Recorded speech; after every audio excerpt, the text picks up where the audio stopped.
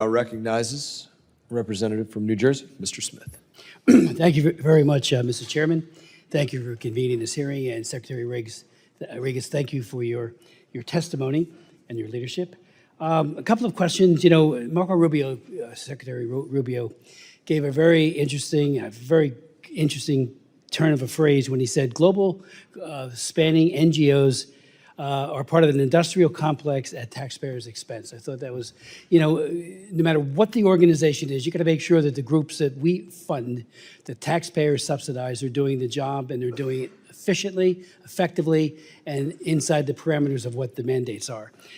So I thought his comment, which I read on the State Department's website, was excellent. Let me ask you a question. You know, you talked about in your testimony about the 1,500 office units in the U.S. For an organization that implements foreign policy. And I'm not sure totally what that means, but I know when I wrote a law back in the year 2004 on microcredit lending, we were trying to help the poorest of the poor, those making less than $1 a day, and we had a great bill, totally bipartisan with my colleagues, and all of a sudden, K Street weighed in and they wanted their cut. And I was outraged by it. And we ended up, when we got it over to the Senate, we lost. They had to get their piece of it at the expense, in my humble opinion, of the poorest of the poor. And I'm not sure if that's what you're talking about, but, you know, are these people, you know, maybe they mean well, but boy, some of the NGO leaders get unbelievably large salaries, 3 and 4 times what any member of Congress might make. And I wonder about that kind of subsidization for them. So maybe you want to speak to that. And hey everyone, welcome back to the channel. If you're new here, I'm your independent political analyst, no spin, no tribalism, just facts, context, and thoughtful commentary. Today, we're diving into a recent congressional exchange between Representative Chris Smith of New Jersey and Secretary Rigus during a hearing on U.S. foreign aid oversight. The conversation touched on transparency, NGO accountability, and a new proposal called the America First Opportunity Fund.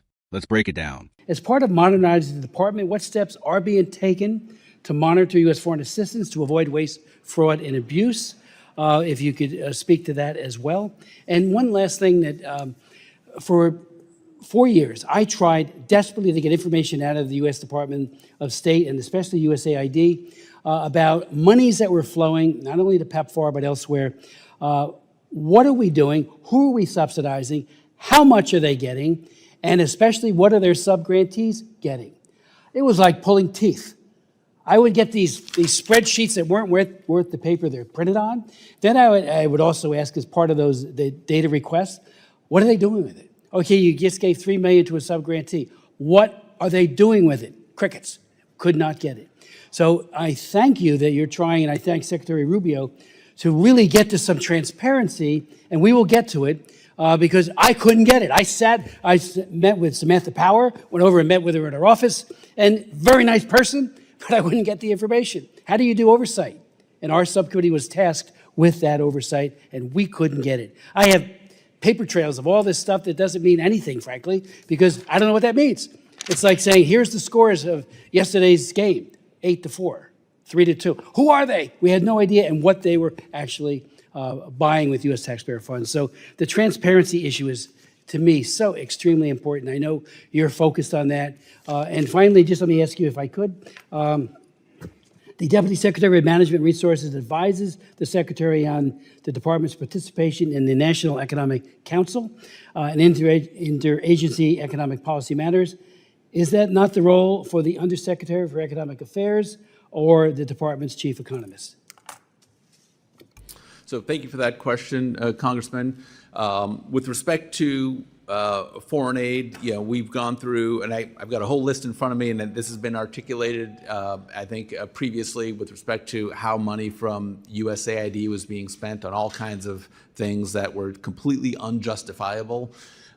What we've proposed in the FY26 budget is the America First Opportunity Fund. I know, you know, that got some criticism from the ranking member on that, but I think what that proposes to do is to ensure democratic accountability on how those funds are being spent.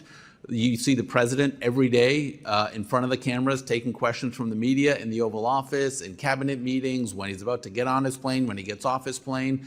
He's completely accessible. The secretary is as well. And if anyone wants to ask a question about how foreign assistance money is being spent or how dollars from that fund are being spent to advance America's interests, they have an opportunity every single day to do that. By contrast, how these funds were spent at USAID, nobody knows who to ask why those monies were spent or who made the decision to spend money on, $1 million for voter ID in Haiti. I mean, there's page after page here I have of examples like that. With respect to your question on the role of the Deputy Secretary for Management and Resources, this position provides sort of strategic oversight of the management and resources of how the department conducts its affairs, with oversight, primarily of the M Bureau and of the F Bureau, but really department-wide. These other bureaus and officers are the action officers for those, taking care that strategy is effectively delivered down the chain of command in what they do every day. Representative Smith opened by thanking the Secretary for his testimony, but quickly shifted to a broader concern: how taxpayer dollars are being spent abroad. He referenced Senator Marco Rubio's comment about an industrial complex of NGOs that benefit from federal subsidies. This point resonates with a long-standing critique that foreign assistance, while often well-intentioned, can evolve into a system where big organizations and lobbyists capture the benefits, sometimes more than the vulnerable communities the aid is meant to help. Smith used his own experience as an example. Back in 2004, he pushed a bipartisan bill on microcredit lending aimed at lifting up the world's poorest populations. According to him, the bill was derailed once lobbyists from K Street demanded a share.